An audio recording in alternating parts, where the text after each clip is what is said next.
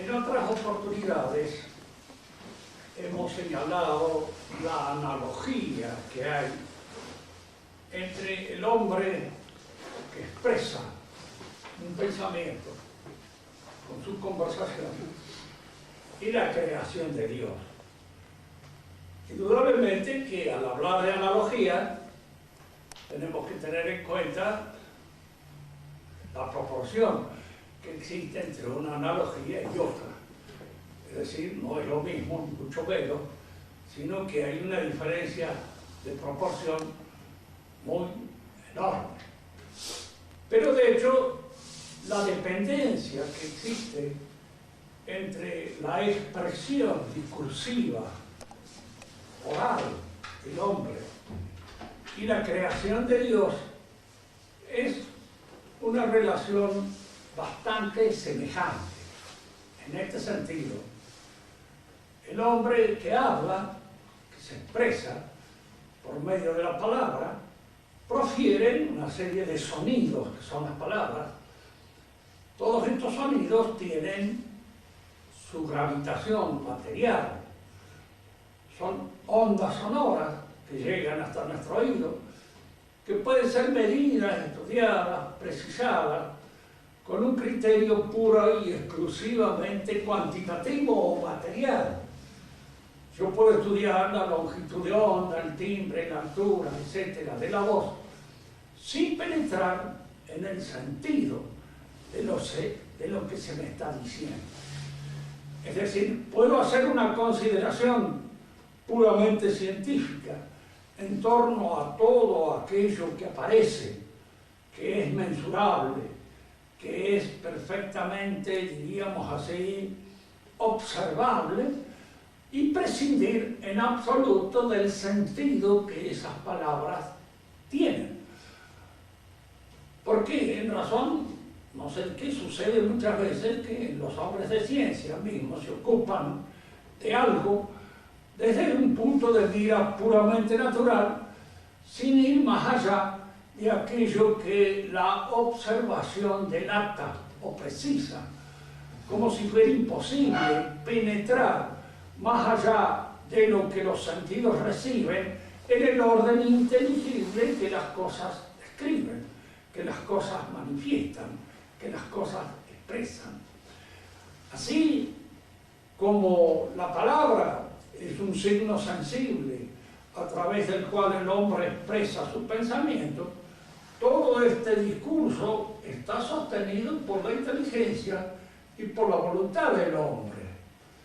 Tiene un orden, una significación. Ese orden y esa significación puede ser perfectamente recogido por el que escucha, si es que está al tanto de la significación de esas palabras, si entiende el idioma y logra penetrar en aquello que se dice. Lo importante es precisamente lo que se dice y no pura y simplemente la constatación de los valores, diríamos así, puramente sonoros de la palabra. Medir las palabras, establecer su timbre, su altura, su longitud de onda, todo eso puede ser un conocimiento perfectamente válido, pero no es lo que nos permite tener acceso a la verdadera intención y a la verdadera reflexión de aquel que sostiene el discurso. La semejanza entre la creación y el discurso está en eso. La creación es un poema de Dios. Ahora, es un poema que Dios sostiene en el acto mismo en que lo va pronunciando. Es como si dijéramos, El discurso está sostenido por el hombre que habla. Y ese hombre que habla, indudablemente, habla de acuerdo con una cierta lógica para poder expresar lo que dice, y al mismo tiempo va siguiendo un orden sintáctico impuesto por las palabras mismas. Yo puedo entretenerme en apreciar la lógica del discurso, en apreciar el orden sintáctico en que ese discurso se pronuncia o se dice, y desentenderme un poco a veces del verdadero sentido de lo que las palabras enuncian. Si el mundo efectivamente es algo semejante a esta relación que existe entre el parlante y lo que dicen, nosotros podemos decir simplemente que el mundo es un sacramento natural, es un sacramento sensible desde el cual o en el cual la voz de Dios se hace sentir y la presencia de Dios. Ahora, es posible a partir del mundo llegar a precisar la existencia de este pensamiento, de esta inteligencia que está sosteniendo la realidad y de esta voluntad que también la sostiene con su fuerza, la sostiene con su poder en su verdadera realidad. Fíjense que la creación se parece todavía más al discurso que pronunciamos en este sentido. Es ahora y nunca más. Es en el instante en que estamos viviendo cuando nosotros podemos apreciar la creación. Lo pasado pasó, no vuelve más. Y lo que viene todavía no es. De manera que toda esta creación se realiza en este instante, en el instante en que nosotros estamos apreciando la verdad de la creación divina. Hay frente a esto siempre tres actitudes religiosas que son fundamentales en el mundo: la pagana, la judía y la cristiana. Para el pagano, lo esencial está en el pasado. Es lo que Dios dijo en el principio. Diríamos que para el pagano, el curso de la historia es no solamente dramático, trágico, sino también doloroso, triste, porque es la desaparición de lo que es. Es la desaparición de lo que es prácticamente o casi en la nada. No olvidemos que el infierno o el Hades pagano es algo que en realidad, diríamos, significa un desfallecimiento de la vida.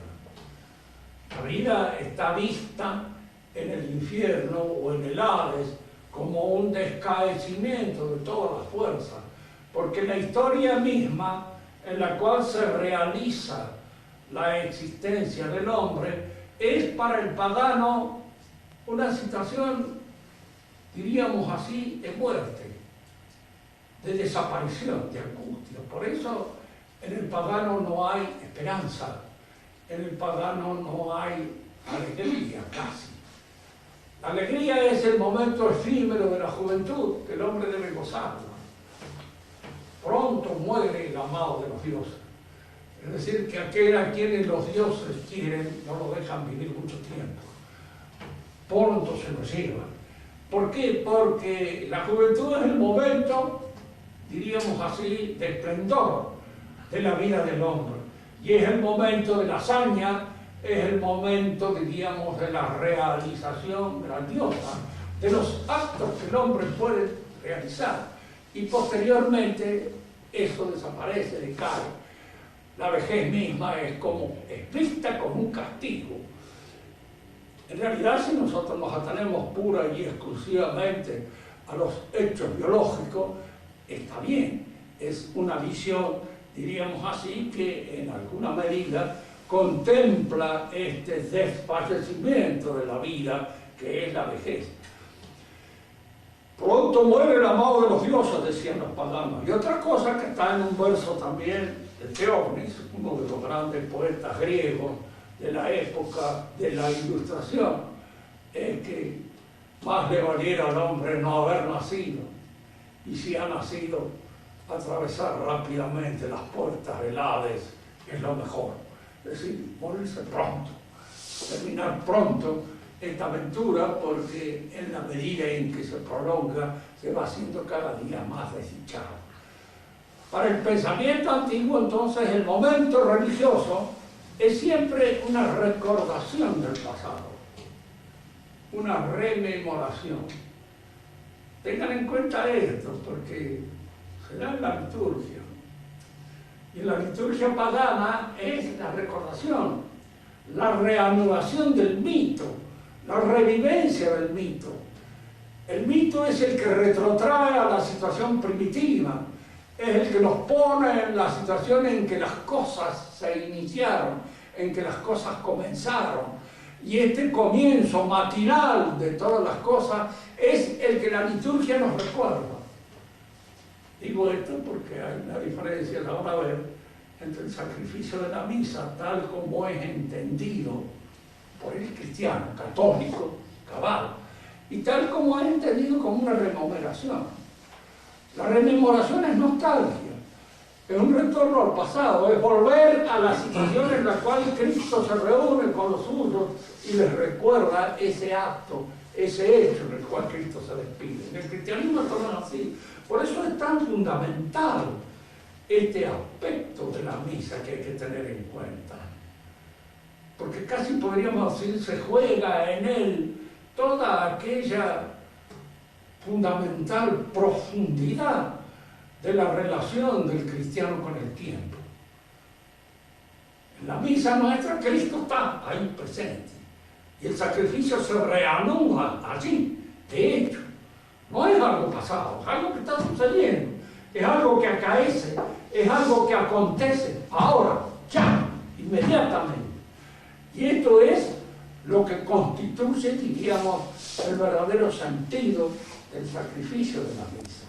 La rememoración es nostalgia, la rememoración es romanticismo, la rememoración es un retorno arqueológico a una situación primitiva, no es esa realidad viviente que es la que quiere expresar la Iglesia precisamente en el sacrificio de la misa. El judío tiene una actitud muy diferente frente también a lo que podríamos llamar el tiempo histórico. Para el judío lo esencial no es lo que fue, es lo que va a ser, lo que va a suceder. Estamos pensando en el israelita. Fíjense, en el israelita del Antiguo Testamento. Es decir, en el hombre que todavía tiene la esperanza mesiánica claramente marcada en su espíritu. Si existe todavía ese israelita, es difícil encontrarlo. La mayor parte de las veces uno no lo encuentra porque ya no espera el Mesías. De hecho, el Mesías vino. Y ellos perdieron la oportunidad de encontrarlo, por una razón que en este momento resultaría un poco prolongado exponerla. Pero de hecho, el judío ha quedado siempre con la impresión de que hay algo que va a suceder, que es lo esencial. Para el pagano lo esencial sucedió, es el paraíso que se ha perdido. Ustedes me dirán, pero los paganos tenían una idea del paraíso perdido. Parece que la tienen. En cierto modo, a través de Platón, nosotros podemos encontrarnos con reminiscencias de esa idea. Es decir, esto nos lleva a nosotros a pensar de que no es de ninguna manera insensato sostener que todas las civilizaciones han recibido en alguna manera los ecos de una revelación primitiva. Y estos ecos de una revelación primitiva, tal como nos lo transmite nuestra propia tradición, se encuentra en el fondo de la auténtica religiosidad pagana. Digo de la auténtica porque hay una tradición espuria, una tradición satánica que en alguna medida se añade a la tradición y la corrompe, la destruye en su esencia, la convierte en otra cosa, en un juego a veces diabólico, porque hay en el paganismo actitudes que son auténticas y cabalmente religiosas, y actitudes que son auténticas y cabalmente satánicas. Son las cosas que se mezclan en esta doble tradición y que hacen tan difícil a veces distinguir lo que es cabalmente religioso o eco de la revelación primitiva de aquello que es el resultado de una superfectación añadida por los poetas, añadida por los imagineros o inspirada por el demonio mismo. Por eso siempre en la historia de los mitos y de las religiones antiguas hay que proceder con todas las cautelas teológicas que son posibles y observar bien aquello que es cabal y aquello que no lo es. Que tenían una idea de que se había perdido una situación primordial de felicidad, esa idea la tiene. Lo podemos leer en Hesíodo, lo podemos leer en Platón, lo podemos leer en la mayor parte de los tratadistas griegos que se han ocupado de este asunto. Para ellos existió una época primordial, primitiva, en la que el hombre estaba en una situación superior a la situación que ocupa actualmente. Ustedes piensen en aquellos que habla de Hesíodo, de la edad de oro, de la edad de plata, de la edad de bronce y de la edad de hierro, que es la que pertenece a la última época en la cual estamos viviendo nosotros.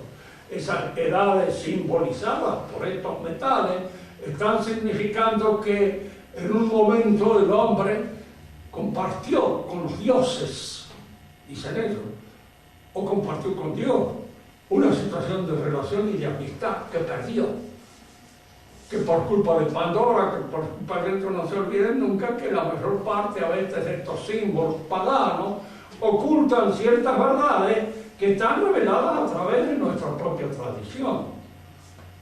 Prometeo, el instigador, diríamos, del hombre, es una figura demoníaca que aparece precisamente allí seduciendo al hombre para hacerle creer o hacerlo concebir una visión titánica de su propia realidad.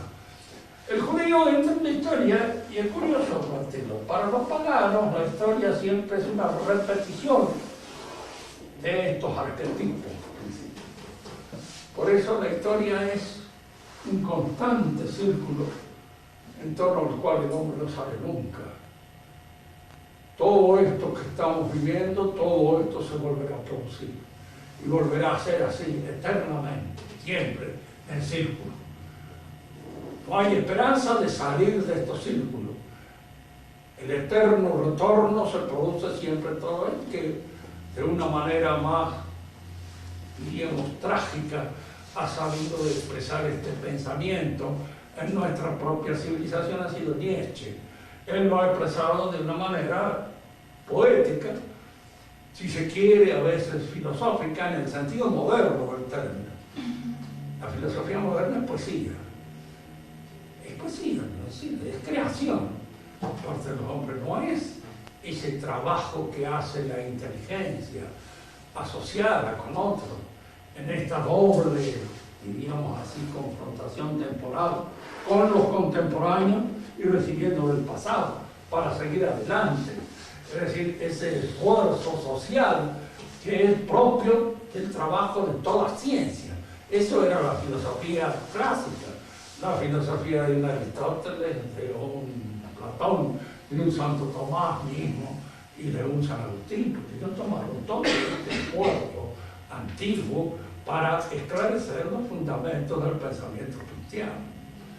Decimos entonces que en el griego se perpetúa este eterno retorno sobre sí mismo, este volver al principio de todas las cosas. Todas las cosas vuelven a su principio en un retorno eterno. El judío rompe esta clausura histórica, porque es el que introduce en la historia que lo que importa no es lo que sucedió, sino lo que va a suceder. Lo que importa es lo que viene. Lo que importa es el tiempo mesiánico que se anuncia. El tiempo mesiánico que anuncian los profetas y que de alguna manera está anunciado. Si ustedes cuando sean más grandes, estudien un poco esta historia del mundo en que estamos viviendo, van a ver estas formas de anunciarse muy común en el pensamiento moderno. ¿Qué es el mesianismo político de un Marx? Sino precisamente eso, el anuncio de una edad feliz, de una edad en la cual se van a solucionar todos los conflictos, todos los problemas, en que el hombre va a cambiar o va a modificar su naturaleza, de tal modo de que va a ser otro hombre. Ya no va a ser este hombre individualista, este hombre falso, este hombre que oculta sus intenciones, porque este hombre ladrón, etc., porque cuando ya no haya más de uno, nada, cuando no tengamos más nada, no tendremos por qué robarnos. Todas las cosas van a ser nuestras y de alguna manera todo esto va a cambiar completamente nuestra situación con la realidad, nuestra situación con nosotros y nuestra situación con nosotros mismos. Este mesianismo político anunciado por Marx es una expresión profana, naturalista, del mesianismo judío y de esa espera del acontecimiento que va a venir y que va a colmar las esperanzas del hombre en la historia. Olvidemos esto. A veces estas cosas nos parecen a nosotros espléndidas, porque alguien nos dice: usted tiene su esperanza puesta más allá de la historia, allende la historia, allende el tiempo de nuestra vida. Nosotros tenemos la esperanza puesta en nuestra vida. A veces, ¿cuál es la objeción que uno puede decir? Mire, en nuestra vida la esperanza es completamente absurda, porque esto termina con la muerte, inevitablemente. Un manotón y se apagó la vela. Y de aquí no hay ninguna posibilidad de encontrar asidero para sostener una ilusión de esa naturaleza. Yo puedo tener una esperanza sobrenatural, la puedo tener. Y esta esperanza sobrenatural me puede ser negada por otro, decir: mire, es una ilusión suya. Bien, puede ser una ilusión mía, pero no es una ilusión que yo sé que es absolutamente imposible que se realice, no sé. En el mejor de los casos no sé, porque estoy hablando en el claro oscuro de la fe. Y no se olviden que la fe no es un conocimiento como 2 y 2 son 4. Es un conocimiento que se da en un claro oscuro y que está sostenido precisamente por la esperanza y fundado a veces en razones de las cuales hemos observado algo a través de estas consultas de las 24 tesis tamistas de Santo Tomás de Aquino, de las cuales Enrique lamenta la ausencia de algunas, que no sé cuáles serán, me dirá después en cualquier momento, las veremos. Pero de hecho, diríamos, el judío es el hombre que rompe entonces el círculo clauso en el que se mueve el paganismo y apunta hacia un acontecimiento que ha de venir en el tiempo. El cristiano tiene una actitud distinta, porque el cristiano es aquel que sabe que el tiempo mesiánico es ahora. Ahora, en el instante en el que yo debo elegir. ¿Y cuánto debo elegir? ¿Hasta cuándo debo postergar mi elección? Ya debo elegir. En cada momento de mi vida elijo. Y en cada uno de los momentos de mi vida estoy jugando mi eternidad. Porque estoy eligiendo bien o estoy eligiendo mal. Si elijo mal, elijo por lo que es efímero, por lo que es resbaladizo, por lo que se me va, por lo que no puedo hacer para nada. Y si elijo bien, elijo aquello que es lo que constituye mi posible salvación. Por eso el cristiano es presentista. Ya decían a veces los andaluces, con esa sabiduría un poco popular, la prisa judía. Los judíos están peor. ¿Por qué? Porque tienen que llegar a una final. Y el católico no tiene por qué tener prisa. Es ahora cuando él debe elegir. Y es ahora cuando elige, bien o mal. Piensen ustedes en la elección magnífica del buen ladrón, cuando elige en ese momento en que lo crucifica. Y es en ese momento en que él se salva.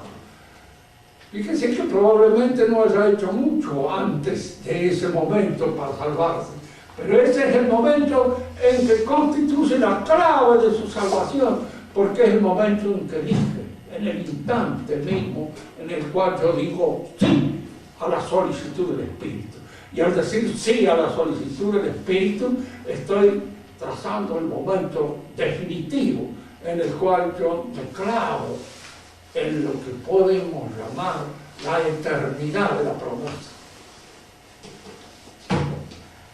Esto es lo que respecta a las figuras que constituyen, diríamos, los aspectos religiosos de la vida. Estas tres hombres religiosos, el pagano, el judío y el cristiano, se diferencian en esta su actitud frente al tiempo, en esta subcapacidad para medir el tiempo. El pagano está retrotraído hacia atrás, el judío hacia adelante. Es el que espera en la historia, espera un acontecimiento que se ha de dar en la historia, que ha de pronunciarse en la historia. Y si incluso ustedes leen ahora muchos expositores originarios, judíos, el reproche que siempre le van a hacer a los cristianos es ese, es que no tienen confianza en la historia. Y efectivamente no tenemos confianza en la historia. Más si consultamos la profecía, no nos alienta mucho para tenerla, porque el final de la vida, así como el final de cada uno de nosotros, no es nada agradable. Yo pienso como aquel francés que decía, morirse es siempre feo, pero estar muerto hace 10 años, qué alivio. Pensaba en esa posibilidad de estar ya muerto, el alivio, haber pasado todas esas cosas. Pero hay que leer aquí también el monólogo de Hamlet, que es conveniente siempre tenerlo presente. Morir es fácil, y a veces basta un puñal clavado en el corazón para pasar hasta el juicio. Y el juicio ante el cual debemos dar cuenta de lo que hemos hecho, y fundamentalmente de lo que no hemos hecho, que es probablemente la cuenta más larga y más embromada de las cosas que tenemos que hacer. Frente entonces a este universo, a este cosmos, Santo Tomás ve 5 posibilidades para probar la existencia de Dios. Y aquí estas pruebas, cuando nosotros podemos señalar qué tipo de pruebas son. Son pruebas metafísicas. El razonamiento fundamentalmente es un razonamiento del tipo metafísico. Y al mismo tiempo son pruebas dialécticas, que se fundan pura y exclusivamente en la razón. Fíjense, el hombre de ciencia, el hombre imbuido fundamentalmente por el hábito de la ciencia positiva, para él la prueba es aquello que demuestra la existencia real, concreta, de algo que puede tocarse, verse, evaluarse, percibirse. Porque él se mueve fundamentalmente en un mundo que está circunscrito a la sensibilidad. Más allá de lo sensible, no ve lo que la inteligencia propone. Y lo que la inteligencia propone a veces son cosas que si nosotros las examinamos bien tienen efectiva y real existencia. ¿Cómo llego yo a la conclusión que ustedes son inteligentes? O que tienen una facultad que se llama la inteligencia. ¿Qué significa esa facultad? Porque lo que yo observo son una serie de actos, son una serie de gestos, son una serie de conversaciones, lo que fuera.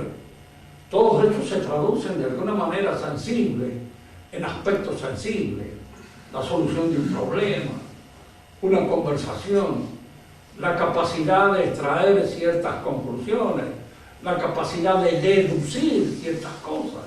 Todos esos están demostrando la existencia de esa facultad, pero esa facultad no es perceptible. No la puedo ver, no la observo. Para el hombre positivista, no existe. Y entonces él dirá simplemente que hay actos en los cuales efectivamente se pronuncia este sujeto. Pero incluso la idea del sujeto ese que cada uno de nosotros es, no es tampoco perceptible. No es algo que se ofrezca a nuestra consideración sensible. No es algo que yo puedo medir, no es algo que puedo pesar, no es algo que de alguna manera se ofrece a la consideración de los sentidos. Es algo que mi inteligencia penetra, que ve, y que de alguna manera está explicando todas aquellas otras cosas que este sujeto hace o realiza, que son la obra de él, porque llevan incluso el signo, llevan el matiz, llevan la personalidad de aquel que las realiza. En el signo se conocen las cosas. Y como dicen los paisanos, en ciertos signos de los pájaros se conocen pájaros.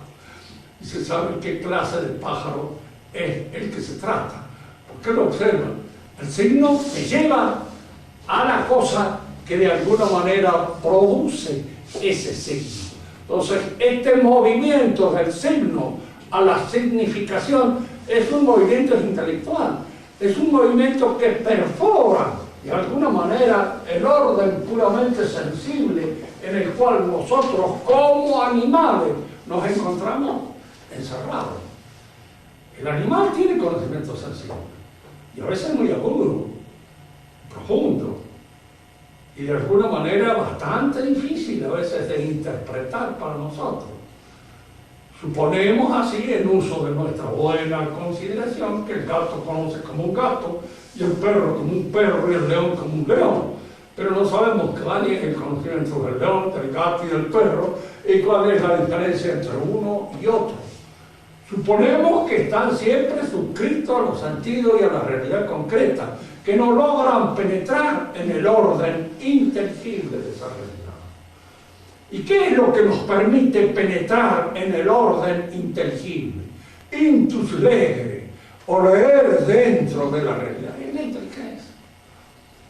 Y ahí es la que nosotros suponemos que la inteligencia nuestra está hecha a imagen y semejanza de la inteligencia divina.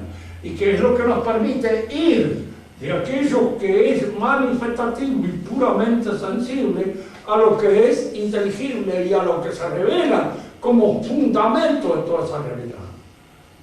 Cuanto tomada estas pruebas, pero estas pruebas indudablemente no les busquen nunca un sentido físico, no lo tienen.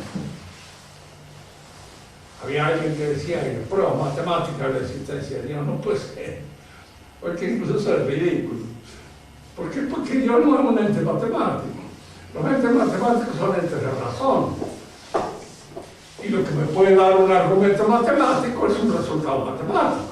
Pero de ninguna manera algo que es real, absoluta y cabalmente real. De manera que mi manera de llegar a Dios debe ser a partir siempre de lo observable, pero manejando una manera de razonar que ya no es propia de las ciencias positivas. La manera de la ciencia positiva es aquel que se entretendría fundamentalmente en analizar todos los elementos mensurables que hay en la conversación sin penetrar en el sentido. Como dice muy finamente este último filósofo francés, filósofo y literato al mismo tiempo, más literato que filósofo, pero fino en algunas de sus cosas. Dice, el hombre es el que da sentido a todas las cosas, el que no tiene sentido es él. Realmente él no tiene ningún sentido, pero es el que les da todas las cosas. Como él analiza la realidad y el sentido de la realidad en función de la analogía del juego, jugamos con las cosas, jugamos a darle este valor, inventamos los signos con los cuales nos manejamos en el juego. Cada ciencia es un juego, cada orden interpretativo es un juego, todo mi conocimiento de la historia es un juego que inventa el hombre con el objeto de comunicarse con los demás y de comunicar que es un nada.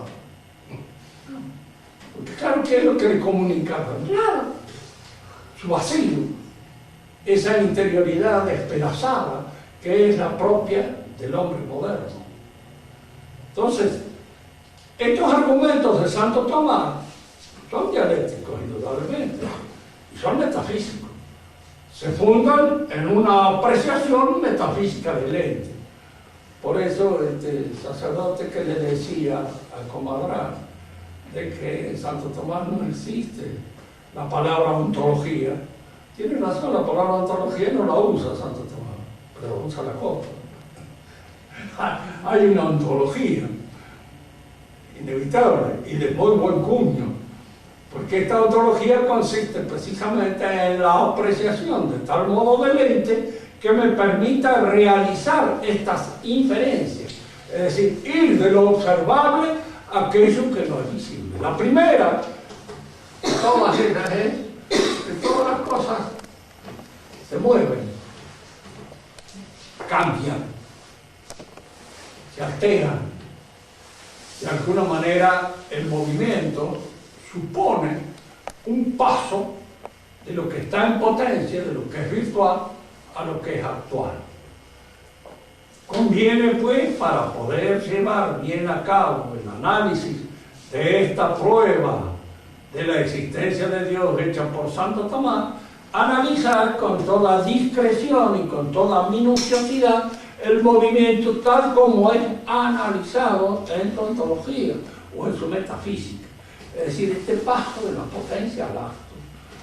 Las cosas que pasan de la potencia al acto son cosas que indudablemente en este movimiento están sostenidas por algo en acto. Nadie pasa de la potencia al acto, de una capacidad a otra, si no hay algo en acto que lo impulsa o que lo mueve. Tomemos, por ejemplo, una pequeña ilustración. Tenemos capacidad para entender, para comprender. Es una capacidad virtual, está en nosotros. Pero se pone en movimiento cuando de alguna manera aquello que es inteligible o que es comprensible se nos ofrece a nuestro entendimiento.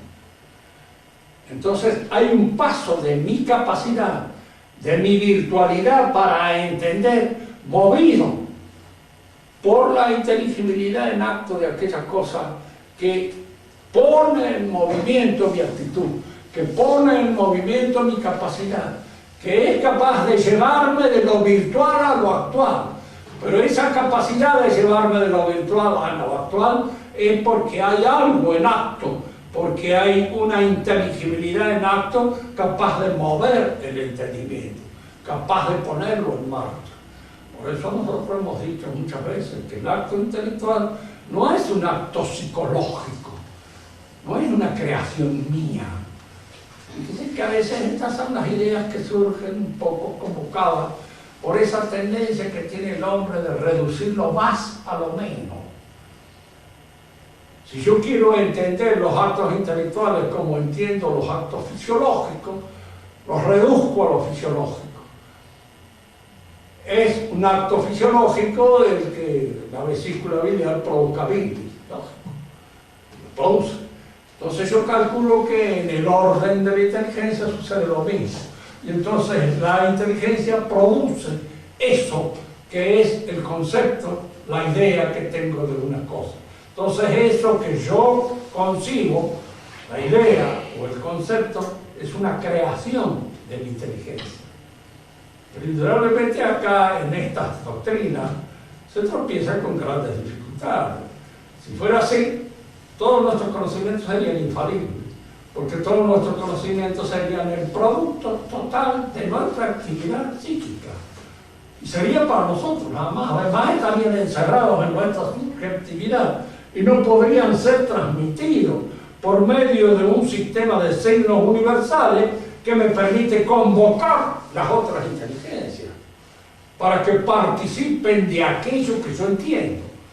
Fíjense que el acto intelectual es fundamentalmente un acto comunicativo, es un acto de comunicación con los demás, tanto que es en relación con los demás cómo se agudiza, cómo se perfila, cómo se perfecciona y cómo se va agudizando.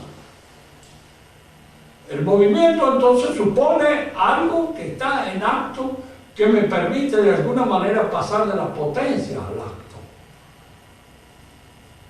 Si yo retrocedo en el tiempo, Santo Tomás de Aquino nos invita a esto. Si yo retrocedo hacia atrás, tengo que encontrarme siempre con algo en acto, capaz de producir esa perfección. Pero es indudable que si retrocedo así en el tiempo, retrocedo ad infinitum. No me voy a encontrar nunca con el acto. Es que el acto es lo que ahora, en este momento, pone en movimiento mi entendimiento. El acto del entendimiento es un acto de participación de la inteligencia divina. Y este acto de entendimiento está provocado precisamente por la inteligibilidad que Dios pone en las cosas. Y esa inteligibilidad que Dios pone en las cosas pone en movimiento mi entendimiento, mi comprender, mi razón. Y por eso mi razón pasa de la potencia, pasa de lo puramente virtual a lo actual por el acto inteligente que sostiene toda la realidad, que es el acto divino. Es aquí donde mejor nosotros podemos comprender esta idea del movimiento. Porque Santo Tomás no dice que hay que retroceder al infinito para encontrarnos atrás con Dios, que es el que inicia el partido con el puntapié inicial, el mundo poniendo en movimiento todas las cosas. No, él dice que Dios en acto está ahora sosteniendo la actualidad de todas las cosas. Y al sostener la actualidad de todas las cosas, en nosotros la actualización de nuestras potencias siempre es de alguna manera una especie de perfeccionamiento en el ser que nos acerca a Dios. ¿Cómo comprendemos a Dios? En el acto de ser más, o ser más. ¿Y qué es ser más? Entender. Fundamentalmente es entender, es participar de la inteligencia divina.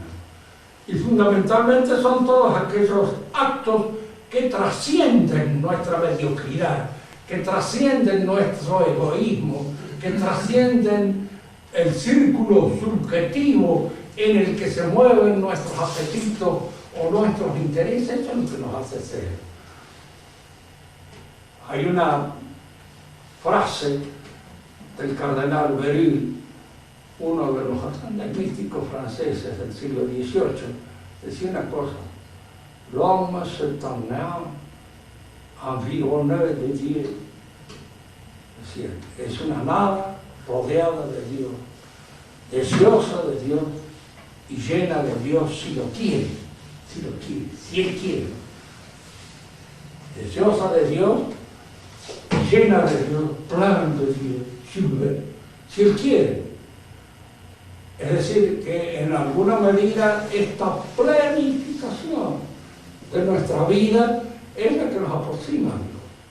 Arrimarse a Dios no es, como diríamos, arrimarse a un foco, o arrimarse a un fuego, o arrimarse a una realidad sensible, es Él. Por eso San Agustín podía decir también perfectamente bien: ascendere a Deum es intra de seipsum, habita tecum.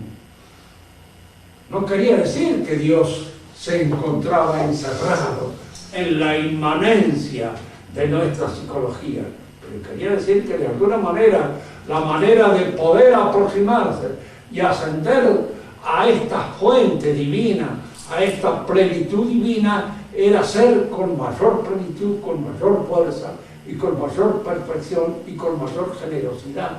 Es lo que nos permite ser. Por eso, diríamos, en ciertos momentos de nuestra vida en los cuales logramos a veces tocar alguna plenitud, es cuando nos damos cuenta de que es en el amor y en esta plenitud, diríamos así, de la entrega, de la generosidad, cuando uno encuentra la realización con Dios. La vida eterna debe ser eso, estar lleno de Dios. lleno interiormente, intrínsecamente de esta presencia infinita.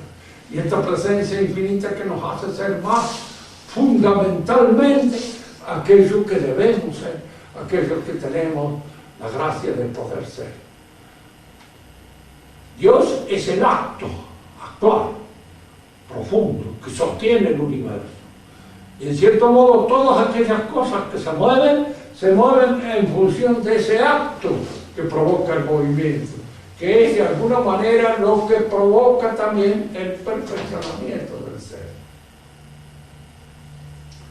En la próxima clase hablaremos de la causa y daremos los otros 4, si alcanzamos a hacerlo, movimientos por los cuales Santo Tomás indica este ascenso a Dios. Fíjense que yo no repito exactamente lo que él dice en la Suma Teológica. Ustedes pueden leerlo perfectamente bien. Él habla de otra manera, pero hay que entenderlo. El pensamiento existe y de alguna manera lo que constituye la raíz y el fundamento de este pensamiento es esto. Lo que nos mueve a nosotros a la plenitud, a la realización y a ese encuentro con el acto supremo es este paso de la potencia al acto. Pero este paso de la potencia al acto siempre está suponiendo la presencia actual de Dios que nos hace partícipe de esta generosidad, de esta plenitud de ser en que consiste la aproximación verdadera a Dios. ¿Quiénes son los que eluden a Dios? Los que no son, los que no quieren ser, los que de alguna manera quieren limitarse por razón. A veces uno dirá, pero ¿por qué? ¿Qué es eso de no querer ser? Y no querer ser quiere decir querer recostarse en los límites de su insignificancia, querer recostarse pura y exclusivamente en aquello que satisface los apetitos inmediatos, sensibles, más animales de la existencia, y no abrirse a la plenitud. Uno conoce a otra persona si se limita pura y exclusivamente al goce sensible de su contemplación. No entro en estas dificultades porque indudablemente entramos acá a veces en un territorio que pertenece a la subjetividad de cada uno de nosotros. Pero no olvidemos nunca esto, siempre el encuentro con el otro es un encuentro de generosidad, si no es un mal encuentro, si no es un mal momento, es una mala elección. Es algo, diríamos así, en lo cual no se ha revisado esa plenitud a la que estamos convocados en función precisamente de la actualidad que el otro tiene y que nosotros debemos percibir. Igualmente cuando se ama a otra persona, se la ama en todo lo que sea él, en todo lo que constituye su realidad cabal, y esa realidad cabal es la que enriquece nuestra vida por medio del conocimiento y por medio del amor que provoca, de estos dos movimientos que llevan de la pura potencialidad del querer y de la pura potencialidad del conocer al conocimiento y al amor efectivo y real. ¿Quieren hacer alguna pregunta? Responderemos de la mejor manera posible.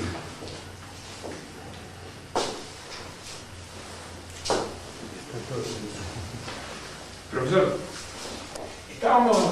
nos mencionó acerca del mesianismo de los judíos, del pueblo judío, que estaban siempre esperando un acontecimiento por venir. ¿Podríamos tal vez decir que es una tendencia judaizante la de los hombres de iglesia actualmente respecto al ecumenismo, ese ecumenismo moderno que tiende a una unión en un futuro de todos los hombres de un modo espiritual? Da la impresión que sí, nosotros no podemos olvidarnos de esto. La influencia judía en nuestra civilización no solamente es la influencia que los judíos personalmente puedan haber ejercido en el curso de ella, sino también a través de la Biblia. una interpretación puramente judaica de la Biblia es siempre posible, y los protestantes la han tenido.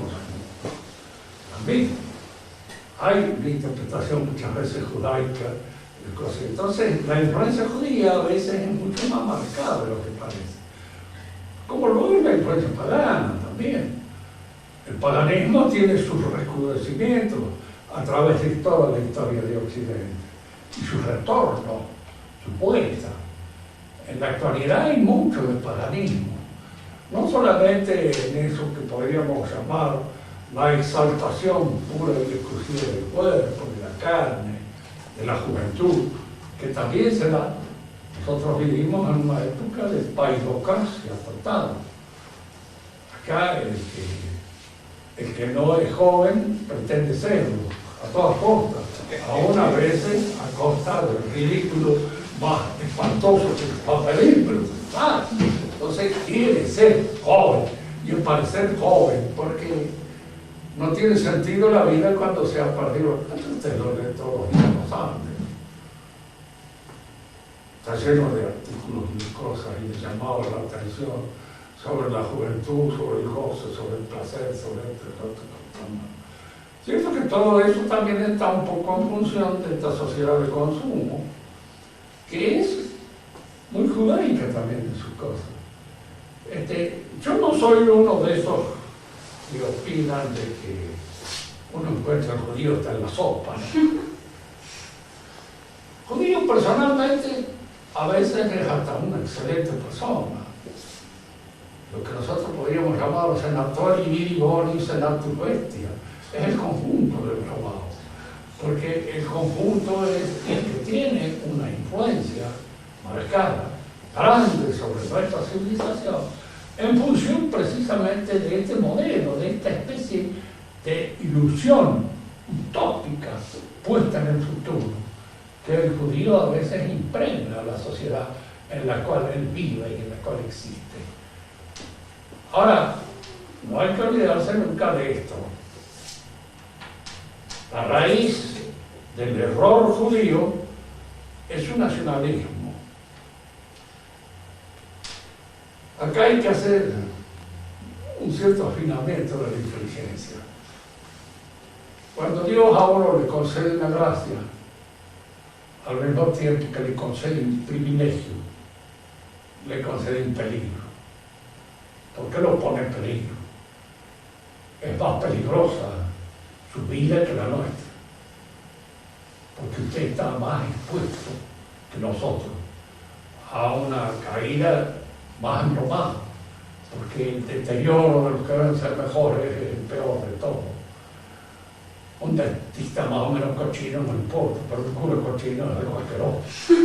Así no es una cosa así ligeramente soportable, feo, horrible. Lo mismo podríamos decir en el cristianismo y en el judaísmo. Hay una diferencia fundamental en la convocación de Cristo, porque Cristo convoca al pueblo de Israel, es decir, Dios, en la persona de Abraham.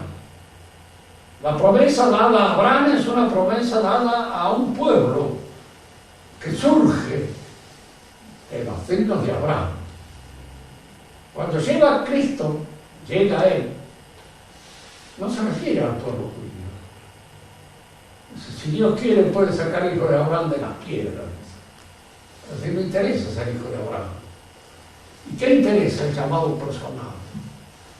La convocación a Pedro, a Andrea, a Santiago, a cada uno de ellos. Este llamado personal va a constituir la iglesia. La iglesia ya no es un pueblo que deriva de una carne determinada, de la carne de Abraham. La iglesia es un pueblo, es una sociedad de personas. Y al decir que es una sociedad de personas, queremos decir que cada uno de nosotros estamos convocados a realizarnos personalmente con toda la plenitud posible en el seno de la iglesia. Tanto que si no lo logramos acá, lo tendremos que lograr en el otro mundo después de haber pasado por el purgatorio. Pero tenemos que alcanzar aquella plenitud a la que estamos convocados. Y somos llamados personalmente. El judío se siente convocado al principio como pueblo. Y por eso cuando llega Cristo, el Mesías, el choque de él es con las autoridades del pueblo, con los representantes del pueblo judío, en primer lugar, porque muchos miembros del pueblo judío lo siguen. Es lo que hoy está diciendo el Papa, que muchos judíos, bueno, la iglesia fue formada por gente de Israel en el principio, porque allí los eligió, pero los eligió personalmente, no como pueblo. Entonces el pueblo se siente un poco como diciendo, bueno, nosotros, que hemos sido los hijos de Abraham, que somos los primogénitos, que hemos sido elegidos entre todas las naciones, que la hemos pasado así, ¿por qué no somos puestos a la cabeza de los demás pueblos como pueblo elegido y como pueblo sacerdotal? ¿Viste? No les hace caso. O sea, la reacción del pueblo judío es ese retorno, ese rechazo del pueblo. Fíjense que aquí es donde muchas veces uno puede pensar, dígame qué culpa tienen los judíos actuales de esa entrega a Cristo que hicieron tus padres en la época de Cristo. ¿Tienen culpa? No se tienen. ¿Por qué? Porque ellos, al elegirse a ser judíos, al admitir su judaísmo, admiten este crimen, esta muerte, que es una muerte y un crimen sacrificial, que está en el fundamento de la Constitución, de la moralidad y de la mentalidad judía. Si alguien me dice que los cristianos nunca cometieron crímenes, no como cristianos, cometieron crímenes personales, cada uno de ellos es el responsable del crimen cometido, pero no es un crimen lo que a nosotros nos constituye en cristianos.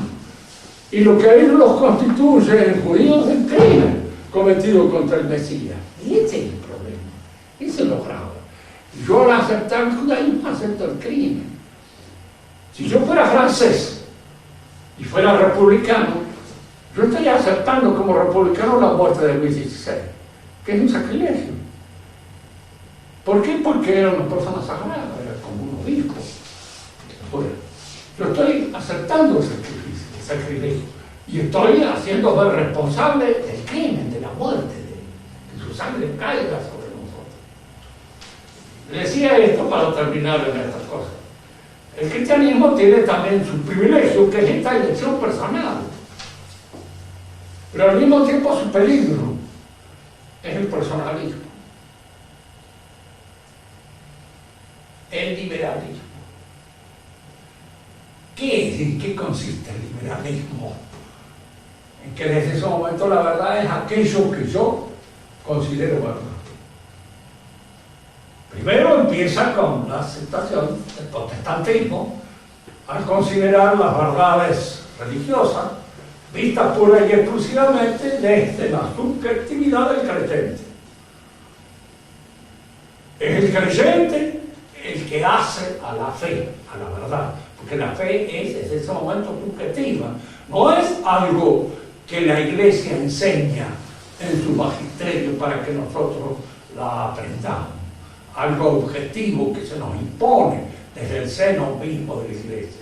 No, la fe es lo que yo siento. Si yo siento que me salvo es porque Dios me ilumina y me va a permitir que me salve. Desde ese momento el liberalismo tiene su raíz allá.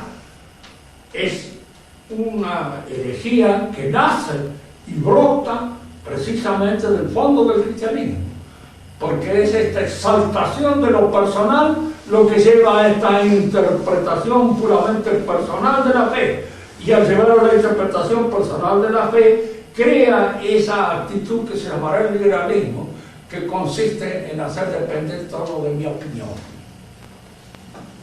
Mi opinión es así, ¿verdad? Entonces uno le puede decir a uno, si usted opina que 2 y 2 son 5, ¿qué hacemos nosotros? ¿Lo admitimos? No, pero es que 2 y 2 son 4, eso sabe todo el mundo. Entonces, ¿en dónde es que su opinión vale? En el orden religioso, porque no hay ninguna verdad. En el orden moral, porque no hay ninguna verdad.